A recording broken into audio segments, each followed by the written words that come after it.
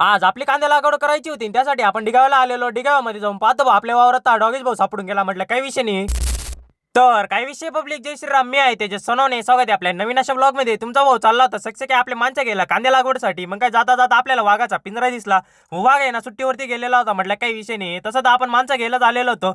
माणसं तर आपण सोडून दिले पण आहे ना आपल्याला नारळ पण घ्यायचं होतं. मग काय मस्तपैकी 2 नारळ घेऊन घेतले कारण की आपल्याला नारळ जाता जाता फोडायचे होते. मग काय जाता जाता मस्तपैकी आहे ना आपल्या बारीमधनं चाललंच होते की आपल्या बारीमध्ये ना मावलाया लागता. मग म्हटलं सर्वात आधी मावलायांना एक नारळ फोडून देतो.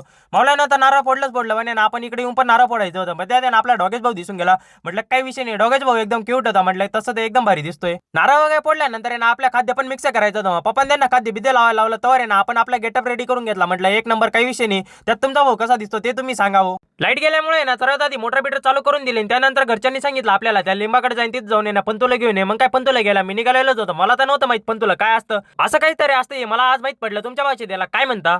त्यात आपल्या सर्व माणसाची झालेली जेवायची सुट्टी आणि तेवढ्यात आहे ना इतके आवाज जोरदार झालो की विचाराच्या बाहेर भाऊ. त्यानंतर तुमचा भाऊ निघाला होता जायकेडायला कारण की ना आपल्याला बी कमी पडलं होतं. मग त्या आपण रोप घ्यायला आलेलो होतो. त्यात आपल्या निलेश भाऊ पण इकडे आहे ना मस्तपैकी ट्रॅक्टर वगैरे चालवत होता. म्हटलं काही विषय नाही. दिवसभराचे सर्व काम आपटून आहे ना मस्तपैकी एकदम संध्याकाळी रेडी झालो. म्हटलं काही विषय नाही. तसं तर आपण गेलेलो होतो आज कृष्णा बँडकडे. चला आता कृष्णा बँडकडे थोडा टाइमपास करतो. तवर घ्या तुम्ही फॉलो करून जय महाराष्ट्र.